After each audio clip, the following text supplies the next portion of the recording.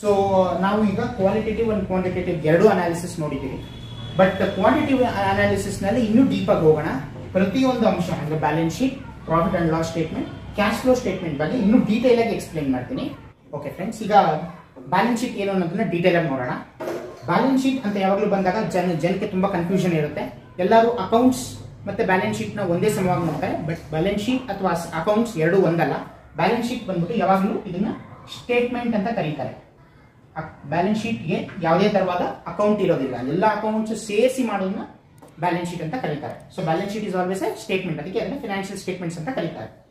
So ಈ balance sheet ಮಾಡೋಕ್ಕೆ section 29 ನಲ್ಲಿ, ಸೆಕ್ಷನ್ 129 ನಲ್ಲಿ, section 129 of the companies act ನಲ್ಲಿ ಒಂದು ಪ್ರಿಸ್ಕ್ರೈಬ್ ಫಾರ್ಮ್ಯಾಟ್ ಇದೆ. ಆ ಫಾರ್ಮ್ಯಾಟ್ ನ ಫಾಲೋ ಮಾಡಿ ಮಾತ್ರ ನಾವು ಬ್ಯಾಲೆನ್ಸ್ ಶೀಟ್ ಮಾಡಬೇಕು. ಆ ಫಾರ್ಮ್ಯಾಟ್ ಇರೋದು ಶೆಡ್ಯೂಲ್ 3. ಕಂಪನೀಸ್ ಆಕ್ಟ್ ನಲ್ಲಿ ಶೆಡ್ಯೂಲ್ 3 ಅಂತ ಏನಿದೆ, ಆ ಶೆಡ್ಯೂಲ್ 3 ನಲ್ಲಿ ಬ್ಯಾಲೆನ್ಸ್ ಶೀಟ್ ಮತ್ತು ಪ್ರಾಫಿಟ್ ಅಂಡ್ ಲಾಸ್ ಸ್ಟೇಟ್ಮೆಂಟ್ ಒಂದು ಪ್ರಿಸ್ಕ್ರೈಬ್ ಫಾರ್ಮ್ಯಾಟ್ ಇದೆ, ಅದನ್ನ ಫಾಲೋ ಮಾಡಬೇಕು. ಸೊ ನಾವು ಬ್ಯಾಲೆನ್ಸ್ ಶೀಟ್ ಅಂತ ಬಂದಾಗ ಮುಖ್ಯವಾಗಿ ಎರಡು ಅಂಶ ಬರುತ್ತೆ. ಒಂದು ಅಸೆಟ್ಸ್, ಮತ್ತೊಂದು ಲಯಬಿಲಿಟೀಸ್. ಅಸೆಟ್ಸ್ ಅಂದ್ರೆ ನಾನು ಆಗ್ಲೇ ಹೇಳ್ದಂಗೆ, ಅಸೆಟ್ಸ್ ಅಂದ್ರೆ ಕಂಪನಿಯ ಆಸ್ತಿ, ಕಂಪನಿಯ ಪ್ರಾಪರ್ಟೀಸ್. ಲಯಬಿಲಿಟೀಸ್ ಅಂದ್ರೆ ಕಂಪನಿ ಯಾರ್ಯಾರಿಗೆ ಇನ್ನೂ ತಾನು ಕೊಡಬೇಕಾಗಿದೆ ಅದನ್ನ ಲಯಬಿಲಿಟೀಸ್ ಅಂತಾರೆ. ಕಂಪನಿ ಓನ್ಸ್ ಅಂಡ್ ಕಂಪನಿ ಓ ಅಂತಾರಲ್ಲ, ಅದನ್ನ ಲಯಬಿಲಿಟೀಸ್ ಅಂತಾರೆ. ಕಂಪನಿ ಯಾರ್ಯಾರಿಗೆ ವಾಪಸ್ ಕೊಡಬೇಕು ತಿರುಗಿಸಿ ಅದನ್ನ ಲಯಬಿಲಿಟೀಸ್ ಅಂತ ಹೇಳ್ತಾರೆ. ಸೊ ಇದು ಕಂಪನಿ ಅಸೆಟ್ಸ್ ಅಂಡ್ ಲಯಬಿಲಿಟೀಸ್, ಯಾವಾಗಲೂ ಎರಡು ಬ್ಯಾಲೆನ್ಸ್ ಆಗಿರ್ಬೇಕು. ಮತ್ತು ಈ ಎರಡು ಹೊಸ ಕಾನ್ಸೆಪ್ಟ್ ಇದೆ, source of funds and use of funds ಅಂತ. ಸೋರ್ಸ್ ಆಫ್ ಫಂಡ್ಸ್ ಅಂದ್ರೆ ಕಂಪನಿ ಹೇಗೆ ತನಗೆ ಬೇಕಾಗಿರೋ ದುಡ್ಡನ್ನ ರೈಸ್ ಮಾಡುತ್ತೆ ಅಂತ. ಸೋರ್ಸ್ ಆಫ್ ಫಂಡ್ಸ್ ಅಂದ್ರೆ ಕಂಪನಿ ಯೂಶಲಿ ಶೇರ್ ಹೋಲ್ಡರ್ಸ್ ನಿಂದ ದುಡ್ಡನ್ನ ರೈಸ್ ಮಾಡುತ್ತೆ. ಶೇರ್ ಹೋಲ್ಡರ್ಸ್ ಇಂದ ರೈಸ್ ಮಾಡೋ ದುಡ್ಡನ್ನ ಕಂಪನಿ ಈಕ್ವಿಟಿ ಕ್ಯಾಪಿಟಲ್ ಅಂತ ಕರೆಯುತ್ತೆ. ಈಕ್ವಿಟಿ ಕ್ಯಾಪಿಟಲ್ ಅಥವಾ ಕ್ಯಾಪಿಟಲ್ ಅಂತ ಕರೆಯುತ್ತೆ. ಇದು ಬ್ಯಾಲೆನ್ಸ್ ಶೀಟ್ ನಲ್ಲಿ ಅತಿ ಮುಖ್ಯವಾದ ಒಂದು ಅಂಶ. ಮತ್ತೆ ಯೂಸ್ ಆಫ್ ಫಂಡ್ಸ್, ಕಂಪನಿ ಯಾವ್ಯಾವಕ್ಕೆ ಫಂಡ್ಸ್ ನ ಯೂಸ್ ಮಾಡುತ್ತೆ ಅಂದ್ರೆ ಅಸೆಟ್ಸ್ ನಲ್ಲೇನೆ ಫಿಕ್ಸ್ಡ್ ಅಸೆಟ್ ಅಂತ ಇದೆ ಮತ್ತು ಕರೆಂಟ್ ಅಸೆಟ್ ಅಂತ ಇದೆ. ಈ ಅಂಶಕ್ಕೆ ಯೂಸ್ ಮಾಡೋದನ್ನ ಯೂಸ್ ಆಫ್ ಫಂಡ್ಸ್ ಅಂತ ಕರೀತಾರೆ. ಯಾವಾಗಲೂ balance sheet source of funds ಮತ್ತು ಯೂಸ್ ಆಫ್ ಫಂಡ್ಸ್ ಮ್ಯಾಚ್ ಆದಾಗ ಮಾತ್ರ ಬ್ಯಾಲೆನ್ಸ್ ಶೀಟ್ ಟ್ಯಾಲಿ ಆಗುತ್ತೆ. ಸೋರ್ಸ್ ಆಫ್ ಫಂಡ್ಸ್ ಅಂದಾಗ ಶೇರ್ ಹೋಲ್ಡರ್ಸ್ ಅಥವಾ ಈಕ್ವಿಟಿ ಕ್ಯಾಪಿಟಲ್ ಅಂತ ಬರುತ್ತೆ. ಈಕ್ವಿಟಿ ಕ್ಯಾಪಿಟಲ್ ಅಂದ್ರೆ ಜನರಲ್ ಪಬ್ಲಿಕ್ ನಿಂದ ಕಂಪನಿ ಏನ್ ದುಡ್ಡು ರೈಸ್ ಮಾಡುತ್ತೆ ಅದನ್ನ ಈಕ್ವಿಟಿ ಕ್ಯಾಪಿಟಲ್ ಅಂತ ಕರೀತಾರೆ. ಇದು ಅಲ್ಲದೆ ಕಂಪನಿ ಸಾಲದ ರೂಪದಲ್ಲೂ ಕೂಡ ದುಡ್ಡನ್ನ ರೈಸ್ ಮಾಡಬಹುದು. ಅದನ್ನ ಏನಂತಾರೆ ಅಂದ್ರೆ ಬಾರೋಡ್ ಫಂಡ್ಸ್. ಬಾರೋಡ್ ಫಂಡ್ಸ್ ಅಂತ ಕರೀತಾರೆ. ಬಾರೋಡ್ ಫಂಡ್ಸ್ ಯಾವ್ಯಾವ ರೂಪದಲ್ಲಿ ಮಾಡಬಹುದು ಅಂದ್ರೆ ಡಿಬೆಂಚರ್ಸ್ ಇಶ್ಯೂ ಮಾಡಬಹುದು, ಬಾಂಡ್ಸ್ ಇಶ್ಯೂ ಮಾಡಬಹುದು, ಅಥವಾ ಬ್ಯಾಂಕ್ ಲೋನ್ ಹೋಗ್ಬೋದು. ಈ ಎಲ್ಲ ಅಂಶಗಳು ಅಂದ್ರೆ debentures, bonds, bank loans, equity capital balance sheet ನ ಲಯಬಿಲಿಟೀಸ್ ಸೈಡ್ ಬಂದು ಕುತ್ಕೊಳ್ಳುತ್ತೆ. ಅಂದ್ರೆ ಒಂದೊಂದು ದಿವಸ ಕಂಪನಿ ಕ್ಲೋಸ್ ಆದ್ರೆ ಇವೆಲ್ಲಾನು ಕಂಪನಿ ಶೇರ್ ಹೋಲ್ಡರ್ಸ್ಗೆ ಅಥವಾ ಯಾರಿಂದ ದುಡ್ಡು ಕೊಂಡ್ಕೊಂಡಿರುತ್ತೆ, ದುಡ್ಡು ತಗೊಂಡಿರುತ್ತೆ ಅವ್ರಿಗೆ ವಾಪಸ್ ಕೊಡೋದನ್ನ ಲಯಬಿಲಿಟೀಸ್ ಅಂತ ಕರೀತಾರೆ. ಇನ್ನು ಸೋರ್ಸ್ ಆಫ್ ಫಂಡ್ಸ್ ಬರೋಣ, ಯೂಸ್ ಆಫ್ ಫಂಡ್ಸ್ ಬರೋಣ. ಯೂಸ್ ಆಫ್ ಫಂಡ್ಸ್ ಅಂದ್ರೆ ಫಿಕ್ಸ್ಡ್ ಅಸೆಟ್ಸ್.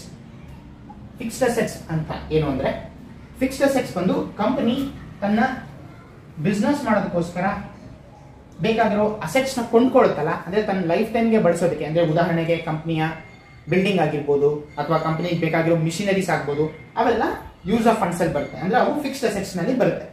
ಇನ್ನು ಕರೆಂಟ್ ಅಸೆಟ್ಸ್. ಕರೆಂಟ್ ಅಸೆಟ್ಸ್ ಅಂದ್ರೆ ಏನು ಅಂದ್ರೆ ತನ್ನ ಪ್ರಾಡಕ್ಟ್ ಮ್ಯಾನುಫ್ಯಾಕ್ಚರ್ ಮಾಡೋದಕ್ಕೆ ತನ್ನ ಒಂದು ವರ್ಷದಲ್ಲಿ ಏನೇನು ಉಪಯೋಗಿಸುತ್ತೆ ಅವನ್ನ ಕರೆಂಟ್ ಅಸೆಟ್ಸ್ ಅಂತ ಹೇಳ್ತಾರೆ. ಕರೆಂಟ್ ಅಸೆಟ್ಸ್ ನಲ್ಲಿ ರಾ ಮೆಟೀರಿಯಲ್ಸ್ ಬರುತ್ತೆ, ಅದಕ್ಕೆ ಬೇಕಾಗಿರೋ ಅದರ್ ಎಕ್ವಿಪ್ಮೆಂಟ್ಸ್ ಏನೇನು ಯೂಸ್ ಮಾಡುತ್ತೆ ಅವೆಲ್ಲ ಕರೆಂಟ್ ಅಸೆಟ್ಸ್ ಆಗಿ ಬರುತ್ತೆ. ಈಗ ಬ್ಯಾಲೆನ್ಸ್ ಶೀಟ್ ಇನ್ ಡೀಟೇಲ್ ಆಗಿ ನೋಡೋಣ. ಸೊ ನಾವು ಈ ಫಾರ್ಮ್ಯಾಟ್ ಬಂದು ಶೆಡ್ಯೂಲ್ 3 ಕಂಪನೀಸ್ ಆಕ್ಟ್ ಪ್ರಕಾರ ಇರುತ್ತೆ ಅಂತ ಹೇಳಿದ ನೀವು ಎಲ್ಲೇ ನೋಡಿದ್ರು, ಅಂದ್ರೆ screener.in ಅಲ್ಲಿ ನೋಡ್ಲಿ ಅಥವಾ moneycontrol.com ಅಲ್ಲಿ ನೋಡ್ಲಿ ಅಥವಾ ಕಂಪನಿಯ ಆನ್ಯುವಲ್ ರಿಪೋರ್ಟ್ಸ್ ತೆಗೆದು ನೋಡಿದ್ರು ಬ್ಯಾಲೆನ್ಸ್ ಶೀಟ್ ಈ ಫಾರ್ಮ್ಯಾಟ್ ನಲ್ಲಿ ಇರುತ್ತೆ. ಓಕೆ, ಈಗ ಈಕ್ವಿಟೀಸ್ ಅಂಡ್ ಲಯಬಿಲಿಟೀಸ್ ನೋಡೋಣ. Equities and liabilities balance sheet ನ ಮೊದಲನೇ ಅಂಶ.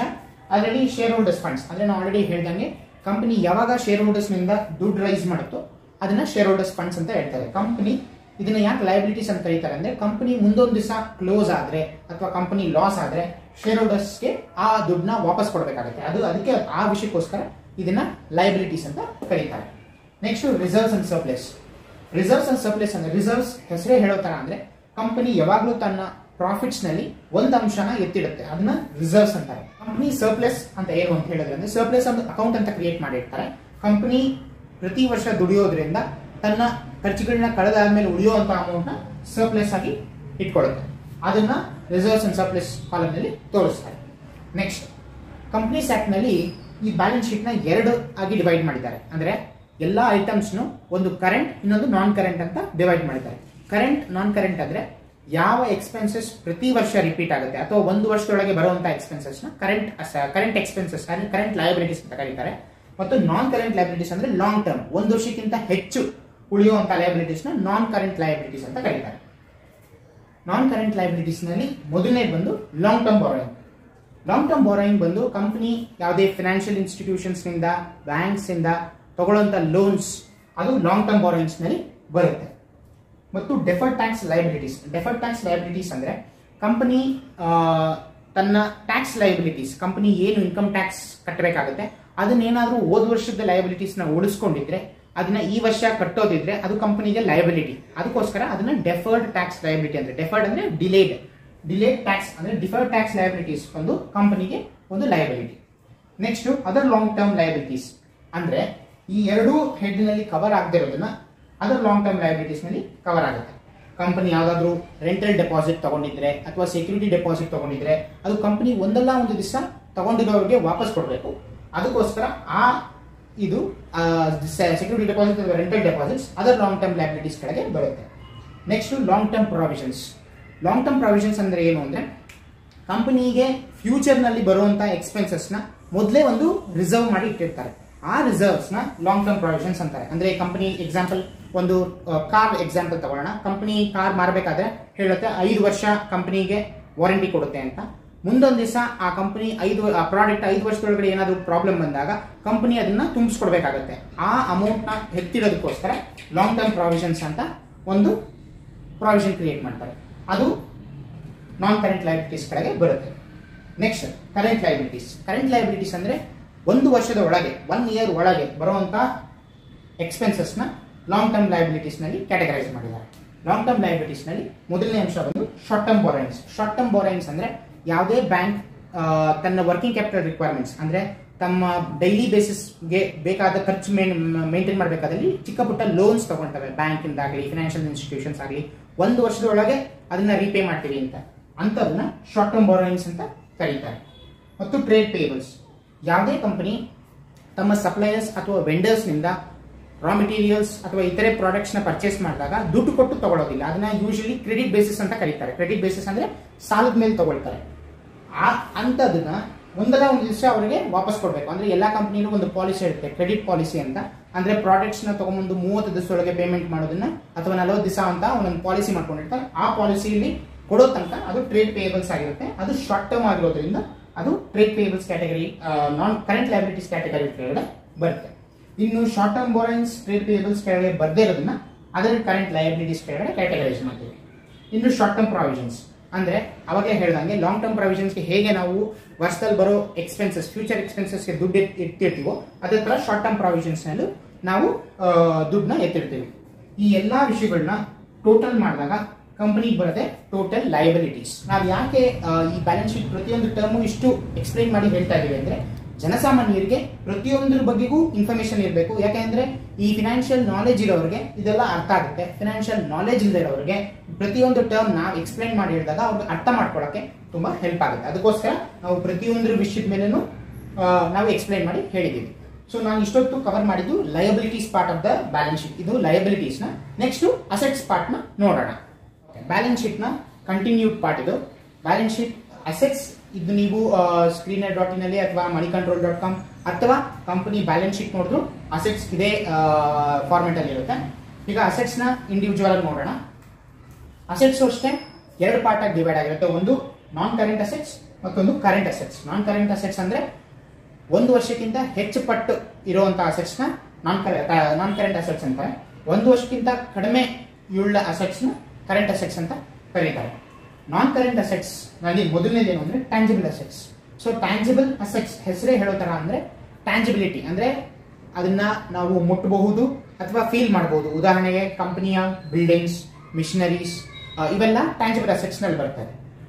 ಮತ್ತು ಈ ನಾನ್ ಕರೆಂಟ್ ಅಸೆಟ್ಸ್ ವಿಶೇಷತೆ ಏನು ಅಂದ್ರೆ ಇವನ್ನ ಈಸಿಯಾಗಿ ಕ್ಯಾಶ್ ರೂಪಕ್ಕೆ ಕನ್ವರ್ಟ್ ಮಾಡಕ್ಕಾಗಲ್ಲ. ಅಂತವನ್ನ ನಾನ್ ಕರೆಂಟ್ ಅಸೆಟ್ಸ್ ಅಂತಾರೆ. ಅಂದ್ರೆ ಇದನ್ನ ಕನ್ವರ್ಟ್ ಮಾಡಬಹುದು, ಬಟ್ ಇದರದೇ ಆದ ಒಂದು ಟೈಮ್ ಜಾಸ್ತಿ ತಗೊಳುತ್ತೆ. ಕರೆಂಟ್ ಅಸೆಟ್ಸ್ ಬೇಗ ಕ್ಯಾಶ್ ಆಗಿ ಕನ್ವರ್ಟ್ ಮಾಡಬಹುದು. ಅದನ್ನ ಬೇಗ ಲಿಕ್ವಿಡಿಟಿ ಅಂತ ಕರೀತಾರೆ. ಬೇಗ ಲಿಕ್ವಿಡಿಟಿ ಆಗಿ ಕನ್ವರ್ಟ್ ಮಾಡೋದನ್ನ ಕರೆಂಟ್ ಅಸೆಟ್ಸ್ ಅಂತಾರೆ. ಯಾವ್ದನ್ನ ಕರೆಂಟ್ ಕ್ಯಾಶ್ ಆಗಿ ಕನ್ವರ್ಟ್ ಮಾಡೋದು ಲೇಟ್ ಆಗುತ್ತೋ ಅದನ್ನ ನಾನ್ ಕರೆಂಟ್ ಅಸೆಟ್ಸ್ ಅಂತ ಹೇಳ್ತಾರೆ. ಅದರಲ್ಲಿ ಮೊದಲನೇದು ನೋಡೋಣ, ಟ್ಯಾಂಜಿಬಲ್ ಅಸೆಟ್ಸ್ ಅಂದ್ರೆ ಕಂಪನಿ ಹೆಸರಿನಲ್ಲಿರೋ ಬಿಲ್ಡಿಂಗ್ಸ್ ಯಾವ್ದನ್ನ ಮೂವ್ ಮಾಡಕ್ ಆಗೋದಿಲ್ವೋ ಅದನ್ನ ಟ್ಯಾಂಜಿಬಲ್ ಅಸೆಟ್ಸ್ ಅಂತಾರೆ. ಅಂದ್ರೆ ಕಂಪನಿಯ ಬಿಲ್ಡಿಂಗ್ಸ್, ಕಂಪನಿಯ ಪ್ಲಾಂಟ್ ಅಂಡ್ ಮಿಷನರಿ, ಕಂಪನಿದು ಯಾವುದೇ ಅಸೆಟ್ಸ್ ಒಂದ್ ಜಾಗದಿಂದ ಇನ್ನೊಂದು ಜಾಗಕ್ಕೆ ಮೂವ್ ಮಾಡಕ್ ಆಗದಿರೋದನ್ನ ಟ್ಯಾಂಜಿಬಲ್ ಅಸೆಟ್ಸ್ ಕ್ಯಾಟಗರಿಯಲ್ಲಿ ಬರುತ್ತೆ. ಮತ್ತು next intangible assets. Intangible assets ಅಂತ ಅಂದ್ರೆ ಯಾವುದನ್ನ ಮುಟ್ಟಕ್ಕಾಗಲ್ಲ. Example computer softwares, patents, copyrights ಯಾವ ಕಂಪನಿ ಹೆಸರಿನಲ್ಲಿ ಇರ್ತಾವೋ ಅವನ್ನೆಲ್ಲ ಇಂಟ್ಯಾಂಜಿಬಲ್ ಅಸೆಟ್ಸ್ ಅಂತ ಕರೀತಾರೆ. ಇಂಟ್ಯಾಂಜಿಬಲ್ ಅಸೆಟ್ಸ್ ಅಷ್ಟೇ ಈಸಿಯಾಗಿ ಕ್ಯಾಶ್ ಆಗಿ ಕನ್ವರ್ಟ್ ಮಾಡಕ್ಕಾಗಲ್ಲ, ಬಟ್ ಅದು ಕಂಪನಿಯ ಅಸೆಟ್ ಆಗಿರುತ್ತೆ. ಆದ್ರಿಂದ ಅದನ್ನ ಇಂಟ್ಯಾಂಜಿಬಲ್ ಅಸೆಟ್ಸ್ ಅಂತ ಕರೀತಾರೆ. Next capital work in progress. Capital work in progress ಅಂದ್ರೆ ಕಂಪನಿ ಯಾವ್ದಾದ್ರು ಹೊಸ ಪ್ರಾಜೆಕ್ಟ್ ಶುರು ಮಾಡಿದಾಗ, ಅಥವಾ ಈಗ ಉದಾಹರಣೆಗೆ ರಿಯಲ್ ಎಸ್ಟೇಟ್ ಕಂಪನಿ ಆದಲ್ಲಿ ಕಂಪನಿ ಒಂದು ಹೊಸ ಅಪಾರ್ಟ್ಮೆಂಟ್ಸ್ ಕಟ್ತಾ ಇದೆ, ಅಪಾರ್ಟ್ಮೆಂಟ್ಸ್ ಕಟ್ಟು ಮುಗಿಸೋವರೆಗೂ ಅದು ವರ್ಕ್ ಇನ್ ಪ್ರೋಗ್ರೆಸ್ ಅಂದ್ರೆ ಅದನ್ನ ನಡೀತಾ ಇದೆ ಅಂತ. ಯಾವಾಗ ನಡೆದು ಮುಗ್ದಿರುತ್ತೋ ಆಗ ಅದು ಗೂಡ್ಸ್ ಆಗಿ ಕನ್ವರ್ಟ್ ಆಗುತ್ತೆ. So capital work in progress ಅಂದ್ರೆ ಕಂಪನಿಯ ಅಸೆಟ್ ಆಗೋ ಒಳಗೆ ಅದು ಇನ್ನ ಪ್ರೋಸೆಸ್ ಅಲ್ಲಿದ್ರೆ ಅದನ್ನ ಕ್ಯಾಪಿಟಲ್ ವರ್ಕ್ ಇನ್ ಪ್ರೋಗ್ರೆಸ್ ಅಂತ ಕರೀತಾರೆ. ನೆಕ್ಸ್ಟ್ ನಾನ್ ಕರೆಂಟ್ ಇನ್ವೆಸ್ಟ್ಮೆಂಟ್ಸ್ಗೆ ಬರೋಣ. ಕಂಪನಿ ಸಹ ತಮ್ಮ ಸರ್ಪ್ಲಸ್ ಕ್ಯಾಶ್ ನ ಇನ್ವೆಸ್ಟ್ ಮಾಡಬಹುದು ಬೇರೆ ಕಡೆ, ಬೇರೆ ಕಂಪನಿ ಶೇರ್ಸ್ ನಲ್ಲಿ, ಬಾಂಡ್ಸ್ ನಲ್ಲಿ, ಮ್ಯೂಚುವಲ್ ಫಂಡ್ಸ್ ನಲ್ಲಿ ಇನ್ವೆಸ್ಟ್ ಮಾಡುತ್ತೆ. ಅದು ಕಂಪನಿಗೆ ಅಸೆಟ್ ಆಗುತ್ತೆ, ಕಂಪನಿ ಹೆಸರಿನಲ್ಲಿರೋ ಪ್ರಾಪರ್ಟಿ ಆಗುತ್ತೆ. ಅದನ್ನ ನಾನ್ ಕರೆಂಟ್ ಇನ್ವೆಸ್ಟ್ಮೆಂಟ್ಸ್ ಅಂದ್ರೆ ಒಂದು ವರ್ಷಕ್ಕಿಂತ ಹೆಚ್ಚಾಗಿ ಇನ್ವೆಸ್ಟ್ ಮಾಡಿದ್ರೆ ಅದು ನಾನ್ ಕರೆಂಟ್ ಇನ್ವೆಸ್ಟ್ಮೆಂಟ್ ಕ್ಯಾಟಗರಿಗೆ ಬರುತ್ತೆ. Next long term loans and advances. Long term loans and advances ಹೆಸರೇ ಹೇಳೋ ತರ ಲಾಂಗ್ ಟರ್ಮ್ ಲೋನ್ಸ್ ಅಂದ್ರೆ ಕಂಪನಿ ಬೇರೆಯವರಿಗೆ ಲೋನ್ಸ್ ಮತ್ತು ಅಡ್ವಾನ್ಸಸ್ ಕೊಟ್ಟಾಗ, ಉದಾಹರಣೆಗೆ ಕಂಪನಿ ತಮ್ಮ ಎಂಪ್ಲಾಯೀಸ್ಗೆ ಲೋನ್ಸ್ ಕೊಟ್ಟಾಗ ಅಥವಾ ಕಂಪನಿ ಸ್ಯಾಲರಿ ಅಡ್ವಾನ್ಸಸ್ ಕೊಟ್ಟಾಗ ಅದು long term loans and advances ಬರುತ್ತೆ. ಅಂದ್ರೆ ಸಪ್ಲೈಯರ್ಸ್ ಕೆಲವೊಂದ್ಸಲ ಅಡ್ವಾನ್ಸಸ್ ಕೊಡುತ್ತೆ, ಅಂದ್ರೆ ನಮ್ಗೆ ಈ ತರ ಪ್ರಾಡಕ್ಟ್ ಬೇಕು, ನಾನು ಇಷ್ಟು ಅಡ್ವಾನ್ಸ್ ಕೊಡ್ತೀನಿ ಅಂತ. ಅದು ಕಂಪನಿಗೆ ಅಸೆಟ್ ಆಗುತ್ತೆ. ಕಂಪನಿ ಪ್ರಾಡಕ್ಟ್ ಕಂಪನಿಗೆ ಬರೋವರೆಗೂ ಕಂಪನಿ ಅವ್ರ ಹತ್ರ ದುಡ್ಡು ಕೊಟ್ಟು ಬಿಟ್ಟಿರೋದನ್ನ ಅಡ್ವಾನ್ಸಸ್ ಅಂತ ಕ್ಯಾಟಗರಿ ಮಾಡ್ತಾರೆ. ಅದು ಕೂಡ ಕಂಪನಿಗೆ ಅಸೆಟ್ ಆಗುತ್ತೆ. ಸೊ ನಾವು ನಾನ್ ಕರೆಂಟ್ ಇನ್ವೆಸ್ಟ್ಮೆಂಟ್ಸ್ ನೋಡಿದೀವಿ, long term loans and advances ನೋಡಿದೀವಿ. Next other non current assets ಅಂತ ಅಂದ್ರೆ ಈಗ ಯಾವ ಕ್ಯಾಟಗರಿ ಬರದೇ ಇರೋದನ್ನ ಅದರ್ ನಾನ್ ಕರೆಂಟ್ ಅಸೆಟ್ಸ್ ಅಂತ ಹೇಳ್ತಾರೆ. ಅಂದ್ರೆ ಕಂಪನಿ FD ಇಟ್ಟಿದ್ರೆ, ಕಂಪನಿ ಬೇರೆ ಕಡೆ ಇನ್ವೆಸ್ಟ್ ಮಾಡಿದ್ರೆ ಅದು ನಾನ್ ಕರೆಂಟ್ ಅಸೆಟ್ಸ್ ಅಲ್ಲಿ ಬರುತ್ತೆ. ನೆಕ್ಸ್ಟ್ ಕರೆಂಟ್ ಅಸೆಟ್ಸ್ ಅಲ್ಲಿ ಬರೋಣ. ಕರೆಂಟ್ ಅಸೆಟ್ಸ್ ಅಂದ್ರೆ ಯಾವ ಪ್ರಾಪರ್ಟಿ ಬೇಗ ಲಿಕ್ವಿಡ್ ಮಾಡಬಹುದು, ಅಂದ್ರೆ ಬೇಗ ಅದನ್ನ ಕ್ಯಾಶ್ ರೂಪದಲ್ಲಿ ಕನ್ವರ್ಟ್ ಮಾಡಬಹುದು, ಅದನ್ನ ಕರೆಂಟ್ ಅಸೆಟ್ಸ್ ಅಂತ ಹೇಳ್ತಾರೆ. ಒಂದು ವರ್ಷಕ್ಕಿಂತ ಕಡಿಮೆ ಇರೋದನ್ನ. ಓಕೆ, ಅದರಲ್ಲಿ ಮೊದಲನೇದು ಕರೆಂಟ್ ಇನ್ವೆಸ್ಟ್ಮೆಂಟ್ಸ್. ಕರೆಂಟ್ ಇನ್ವೆಸ್ಟ್ಮೆಂಟ್ಸ್ ಅಂದ್ರೆ ಕಂಪನಿ ಯಾವ್ದಾದ್ರು ಶೇರ್ಸ್ ಅಲ್ಲಿ ಇನ್ವೆಸ್ಟ್ ಮಾಡಿ ಅದು ಒಂದು ವರ್ಷದೊಳಗೆ ತಮ್ಮ ಶೇರ್ಸ್ ನ ಮಾರಿದಾಗ ಅದನ್ನ ಕರೆಂಟ್ ಇನ್ವೆಸ್ಟ್ಮೆಂಟ್ಸ್ ಅಂದ್ರೆ. ಇನ್ವೆಸ್ಟ್ ಅದು ಶೇರೇ ಆಗ್ಬೇಕಂತ ಏನಿಲ್ಲ, ಬಾಂಡ್ಸ್ ಅಥವಾ ಮ್ಯೂಚುವಲ್ ಫಂಡ್ಸ್ ಯಾವುದೇ ಇನ್ವೆಸ್ಟ್ಮೆಂಟ್ ಮಾಡಿ ಅದು ಒಂದು ವರ್ಷದೊಳಗೆ ಅದನ್ನ ಕ್ಯಾಶ್ ಆಗಿ ಕನ್ವರ್ಟ್ ಮಾಡ್ಕೊಂಡ್ರೆ ಅದನ್ನ ಕರೆಂಟ್ ಇನ್ವೆಸ್ಟ್ಮೆಂಟ್ಸ್ ಅಂತ ಹೇಳ್ತಾರೆ. ಮತ್ತು cash and cash equivalents. Cash and cash equivalents ಅಂದ್ರೆ ಕಂಪನಿ ತಮ್ಮ ಬ್ಯಾಂಕ್ ಬ್ಯಾಲೆನ್ಸ್ ಅಥವಾ ಕಂಪನಿ ತಾವು ಕೊಂಡ್ಕೊಂಡಿರುವಂತ ಬಾಂಡ್ಸ್ ಇವುಗಳನ್ನ ಬ್ಯಾಂಕ್ ಅಲ್ಲಿ ಪ್ಲೆಡ್ಜ್ ಮಾಡಿದಾಗ ಅದು cash and cash equivalents. Cash ಮತ್ತು ಕ್ಯಾಶ್ಗೆ ಈಕ್ವಲೆಂಟ್ ಆಗಿರೋದನ್ನ ಕ್ಯಾಶ್ ಅಂಡ್ ಕ್ಯಾಶ್ ಇಕ್ವಲೆಂಟ್ಸ್ ಅಂತ ಕರೀತಾರೆ. Next short term loans and advances. Company ಯಾವ್ದಾದ್ರು ವೆಂಡರ್ಸ್ ಮತ್ತೆ ಸಪ್ಲೈಯರ್ಸ್ಗೆ ಒಂದು ವರ್ಷಕ್ಕಿಂತ ಕಡಿಮೆ ಪ್ರಮಾಣವಾಗಿ ಲೋನ್ಸ್ ಅಂಡ್ ಅಡ್ವಾನ್ಸಸ್ ಕೊಟ್ಟಾಗ ಅದು short term loans and advances ಅಂತ ಕರೀತಾರೆ. ಅದೇ ಕಂಪನಿಯ ಎಂಪ್ಲಾಯೀಸ್ಗೆ ಒಂದು ವರ್ಷದವರೆಗೂ ಸ್ಯಾಲರಿ ಅಡ್ವಾನ್ಸಸ್ ಕೊಟ್ರೆ ಅದು ಈ ಕ್ಯಾಟಗರಿ ಬರುತ್ತೆ, short term loans and advances. ಯಾವುದೇ ಹೆಡ್ ಅಲ್ಲಿ ಬರದೇ ಇರೋದನ್ನ ಅದರ್ ಕರೆಂಟ್ ಅಸೆಟ್ಸ್ ಅಂತ ಕ್ಯಾಟಗರೈಸ್ ಮಾಡ್ತಾರೆ. ಸೊ ಈ ಎಲ್ಲ ಸೇರಿ ಟೋಟಲ್ ಅಸೆಟ್ಸ್ ಆಗಿ ಫಾರ್ಮ್ ಆಗುತ್ತೆ.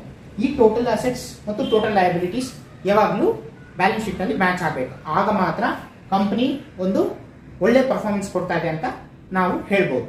ಬ್ಯಾಲೆನ್ಸ್ ಶೀಟ್ ನ ಇನ್ನೊಂದು ಇಂಪಾರ್ಟೆಂಟ್ ಇದೇನು ಅಂದ್ರೆ ನಾವು ವರ್ಷದಿಂದ ವರ್ಷ ಬ್ಯಾಲೆನ್ಸ್ ಶೀಟ್ ಗಳನ್ನ ಕಂಪೇರ್ ಮಾಡೋದಕ್ಕೆ ಬ್ಯಾಲೆನ್ಸ್ ಶೀಟ್ ಅನಾಲಿಸಿಸ್ ತುಂಬಾ ಹೆಲ್ಪ್ ಮಾಡುತ್ತೆ. ಹೇಗೆ ಅಂದ್ರೆ ಈಗ ನಾವು ಇದೇ ವರ್ಷದ ಬ್ಯಾಲೆನ್ಸ್ ಶೀಟ್ ಅಸೆಟ್ಸ್ ಕಾಲಮ್ ನ ಇಟ್ಕೊಂಡು ಹೋದ ವರ್ಷದ ಅಸೆಟ್ಸ್ ಕಾಲಮ್ ನ ಇಟ್ಕೊಂಡು ಕಂಪೇರ್ ಮಾಡಿದಾಗ ಕಂಪನಿ ಅಸೆಟ್ಸ್ ಬೆಳೆದಿದೆಯೋ ಅಥವಾ ಕಡಿಮೆ ಆಗಿದೆಯೋ ಅಥವಾ company long term advances, long term loans ಹೋದ ವರ್ಷಕ್ಕೆ ಹೆಂಗಿತ್ತು ಅಂತ ಕಂಪ್ಯಾರಿಟಿವ್ ಅನಾಲಿಸಿಸ್ ಮಾಡೋದಕ್ಕೆ ಬ್ಯಾಲೆನ್ಸ್ ಶೀಟ್ ತುಂಬಾ ಹೆಲ್ಪ್ ಮಾಡುತ್ತೆ. ಅದಲ್ಲದೆ ಈ ಪ್ರತಿಯೊಂದು ಅಂಶಗಳನ್ನು ಇಟ್ಕೊಂಡು ನಾವು ರೇಷಿಯೋ ಅನಾಲಿಸಿಸ್ ಮಾಡಬೇಕು. ಅದು ಮುಂದೆ ನಾವು ಹೀಗೆ ವಿಡಿಯೋ ಮಾಡ್ತೀವಿ. ರೇಷಿಯೋ ಅನಾಲಿಸಿಸ್ ಅಂದ್ರೆ ಅಸೆಟ್ಸ್ ಲಯಬಿಲಿಟೀಸ್ಗೆ, ಅಸೆಟ್ಸ್ ನಲ್ಲಿ ಲಯಬಿಲಿಟೀಸ್ ಎಷ್ಟು ಪೋರ್ಷನ್ ಇದೆ ಅಥವಾ ಕರೆಂಟ್ ಅಸೆಟ್ಸ್ ಕರೆಂಟ್ ಲಯಬಿಲಿಟೀಸ್ ಎಷ್ಟಿದೆ ಅಂತ ಹಲವಾರು ರೇಷಿಯೋ ಅನಾಲಿಸಿಸ್ ಬರುತ್ತೆ. ನಾವು ಮುಂದೆ ಅದ್ರ ಮೇಲೆ ತುಂಬಾ ವಿಡಿಯೋಸ್ ಮಾಡಿ ನಿಮ್ಮ ಮುಂದೆ ಅದನ್ನ ಎಕ್ಸ್ಪ್ಲೈನ್ ಮಾಡ್ತೀವಿ. ಸೊ ಹೀಗೆ ಫಂಡಮೆಂಟಲ್ ಅನಾಲಿಸಿಸ್ ನಲ್ಲಿ ಮುಖ್ಯವಾದ ಅಂಶ ಪ್ಲೇ ಮಾಡೋದು ಬ್ಯಾಲೆನ್ಸ್ ಶೀಟ್. ಬ್ಯಾಲೆನ್ಸ್ ಶೀಟ್ ನ ಅನಲೈಸ್ ಮಾಡೋದು ಒಂದು ಫಂಡಮೆಂಟಲ್ ಅನಾಲಿಸಿಸ್ ನಲ್ಲಿ ಬಹಳ ಇಂಪಾರ್ಟೆಂಟ್ ಆಗಿರುತ್ತೆ. ಯಾಕೆಂದ್ರೆ ನಾವು ಇನ್ವೆಸ್ಟ್ಮೆಂಟ್ ಮಾಡುವಾಗ ಬ್ಯಾಲೆನ್ಸ್ ಶೀಟ್ ಎಷ್ಟು ವರ್ಷದ ಬ್ಯಾಲೆನ್ಸ್ ಶೀಟ್ ನೋಡ್ತೀವೋ ಅಷ್ಟು ಕಂಪ್ನಿನಲ್ಲಿ ಇಂಪ್ರೂವ್ಮೆಂಟ್ ಕಾಣಬಹುದು. ಸೊ ಹೀಗಾಗಿ ನಾವು ನಿಮ್ಗೆ ಇವತ್ತು ಬ್ಯಾಲೆನ್ಸ್ ಶೀಟ್ನ ನಿಮ್ಮ ಮುಂದೆ ತಂದಿದ್ದೀವಿ. ಓಕೆ, ಇದೇ ತರ ನಾವು ಇನ್ಫಾರ್ಮೇಟಿವ್ ವಿಡಿಯೋಸ್ ನಿಮ್ಮ ಮುಂದೆ ತರಬೇಕು ಅಂದ್ರೆ ನೀವು ನಮ್ಮನ್ನ ಎನ್ಕರೇಜ್ ಮಾಡಬೇಕು ಅಂದ್ರೆ ನೀವು ಈ ವಿಡಿಯೋನ ಶೇರ್ ಮಾಡಬೇಕು, ಲೈಕ್ ಮಾಡಬೇಕು, ಮತ್ತೆ ನಮ್ಮ ಚಾನೆಲ್ನ ಸಬ್ಸ್ಕ್ರೈಬ್ ಮಾಡಬೇಕು.